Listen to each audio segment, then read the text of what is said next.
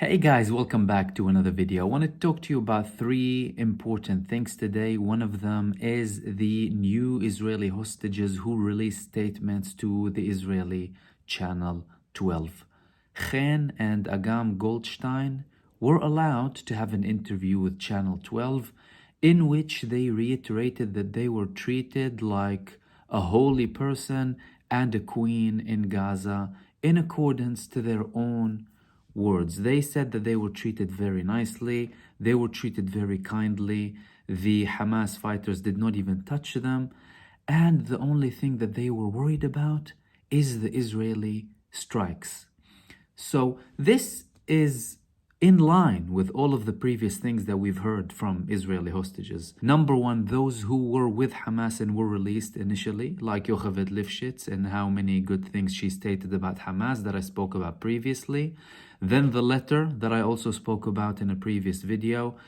Everything was confirmed when these people were released. We saw the smiles, the interaction, the goodbyes, the handshakes, and the very warm treatment that they received clearly by the Hamas fighters and the other resistance movements.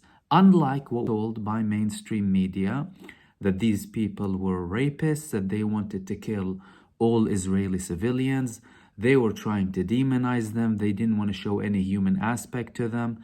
And they obviously labeled them as terrorists. That term that they started using after the fall of the Soviet Union because they needed a new enemy. And it's important to note that after the fall of the Soviet Union, we started to hear more about the term terrorism, especially after 9/11 as well, the big false flag.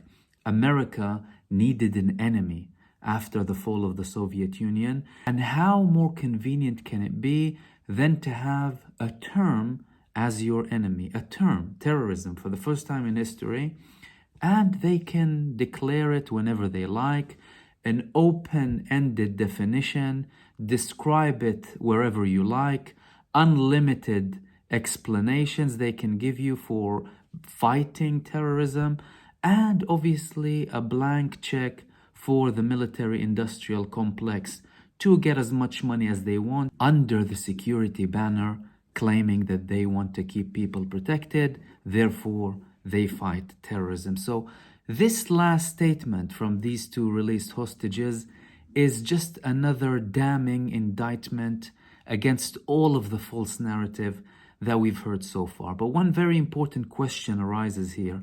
Why did Israel allow them to talk now after they banned them from talking previously?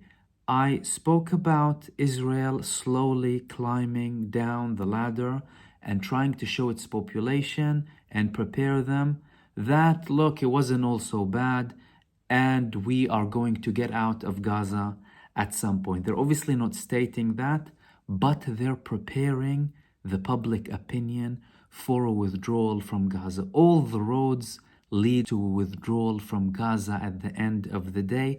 This also relates to another subject I'm going to be talking about later on, which relates to the Israeli Broadcasting Corporation releasing what they claim to be the plan of Yahya Sinwar for the ultimate success to get out of this war and keeping Hamas in power in Gaza. Another thing I wanted to mention before I move to the other subject, this terrorism term, note how it's always financially and politically motivated. There's always some sort of political mission behind it or a financial mission. They went to Iraq to steal all of the oil under the fighting the terrorism thing. They went to the Taliban. We had multiple reports that the CIA was actually smuggling heroin from Afghanistan to America in CIA planes, tens of tons of opioids, and all of it was under the banner of terrorism. Then they withdraw whenever they like, as if nothing happened. I mean, remember the withdrawal from Afghanistan, because now Yemen are threatening them that if they invade Yemen, it's going to be worse than Iraq and Afghanistan. But just remember that for a second. They were selling us this lie about terrorism for 20 years, only to end up leaving humiliated, getting Taliban back in power from day one. Do people not question these things? especially when it comes to the conflict now and this genocide in Gaza. Don't people think of these things? They were sold a lie, like the lie they sold in Iraq with the weapons of mass destruction. Yet some people are so naive and they just buy everything that they're told. The second thing I wanted to talk about is the UN resolution. They finally passed a resolution, the United Nations. Let's congratulate them, everyone, for actually passing a resolution. And I wanted to have an input when it comes to this. Number one, this resolution is very insignificant. The only thing it called for is to increase the aid and making sure that aid can reach Gaza. Now, a couple of important things here. We already have very many UN resolutions supporting Palestine having a state, supporting Palestinian resistance, supporting the refugees returning, legitimizing what the Palestinians do against Israeli occupation. All of it is ink on paper. Nothing is legally binding when it comes to UN resolutions. But saying that, the US did not veto the last resolution.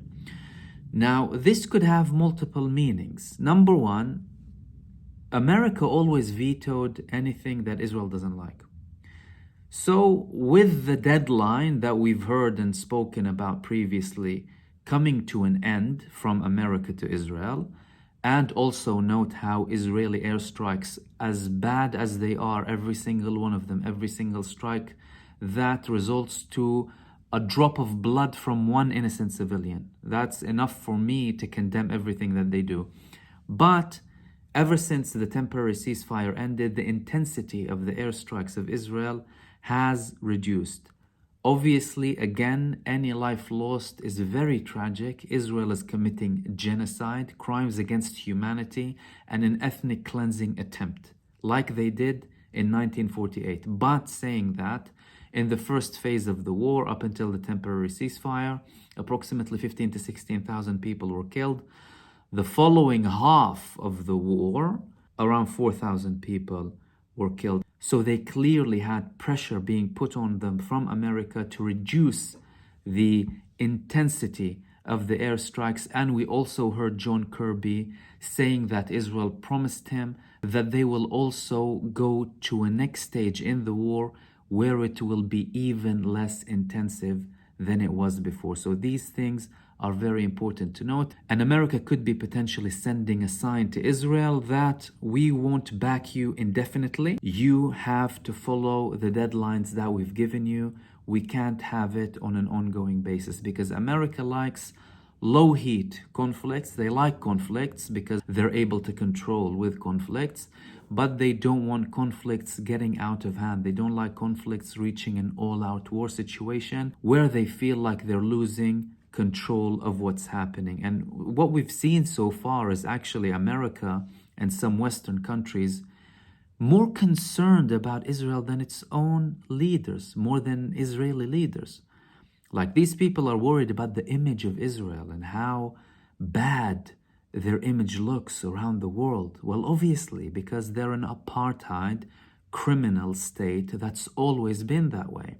But the thing that they don't want is for it to reach a level where they lose their little death cult of a state, the apartheid state, and they lose control of the Middle East because of that. I mean, we've had American politicians comparing Israel as if it's some sort of a Navy fleet in the Middle East or whatever they said. But clearly they have Israel there for geopolitical strategic purposes, and they're very worried about what Israel is doing and what Netanyahu is leading Israel to, and how far it can reach, where America and its allies could potentially lose control of what's happening on the ground. And what highlights this resolution really is it included so many statements and words like reaffirming, stressing, encouraging.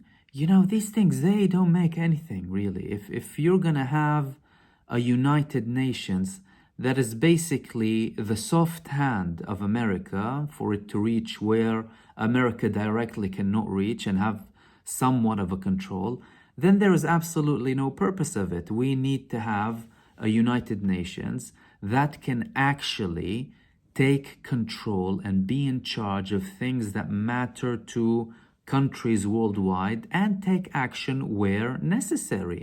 When you have crimes against humanity, you can't have people doing whatever the hell they want to do without accountability. And Israel, excuse me for the word, they've been pissing on international law ever since their establishment. I mean, like I said, how many resolutions support the Palestinian statehood, the Palestinian refugees' right to return, celebrating Palestinian resistance and encouraging it, condemning Israel? It's meaningless as long as it's not implemented. It's as simple as that. The last thing I wanted to talk to you about is what the Israeli Broadcasting Authority said about Yahya Sinwar, the Hamas leader in Gaza, who many believe masterminded the October the 7th attacks with MahmoudOD, the leader of Izz ad-Din al-Qassam brigades, what they claim to be his plan to regain control of Gaza after the war. They said that he is ready for a long war, and clearly we see that Hamas was indeed prepared for a very, very long war. They haven't really gone into the 7th of October without being prepared. And the obliteration of the Israeli army in Gaza is the biggest proof that these people prepared indeed, and they are very, very sophisticated in what they do. So the Israeli Broadcasting Authority said that he's planning for a very long-term war, and because now the remaining hostages with Hamas are soldiers, like the media also doesn't like to say that they initially kidnapped soldiers. They took down the Gaza division and they took soldiers. They only went to the other kibbutzes because it was so easy to get rid of these soldiers and kidnap as many of them to have leverage to release Palestinian prisoners. And then they also took civilian hostages as well, most of which have been released so far. So not many people, hardly anyone is saying that the remaining hostages with Hamas and the Palestinian resistance movements are Israeli soldiers. They said that he's planning to keep some of them up until the very end as leverage against Israel. So it isn't just about releasing all of the Palestinian prisoners, it's also about gaining control, Israel withdrawing, and them having all of the conditions that they want before they release all of the Israeli prisoners from Gaza. And this also resonates with what a previous interrogator of Yahya Sinwar, who had an interview with Haaretz a couple of weeks ago, mentioned in his interview with Haaretz. He interviewed him about 30 years ago when he was in Israeli prisons. Now, if you don't recall, Yahya Sinwar was in Israeli prisons for a very long time, and he was released in 2011 from Israeli prisons because of Gilad Shalit's deal when Hamas kidnapped the Israeli soldier, and Israel in return released over 1,000 Palestinian prisoners. He was one of them. And Israel considered him to be one of the most dangerous people. Hamas insisted on him being released. Israel, to undermine his release back then, they said that he will most likely take time to write his memoir and, write things and whatever, because he also released a couple of things from prison. He published a couple of things that he wrote in prison, which signals how naive they are, these people. He later on became Hamas's leader in Gaza, and he will most likely go down in history as the most sophisticated, or at least one of the most sophisticated leaders in any Palestinian resistance movements. And this is something that Israel acknowledges, Israeli media, and this interrogator specifically, when he interrogated him, he found that he's a very clever, sophisticated guy. He's very charismatic, full of faith and belief.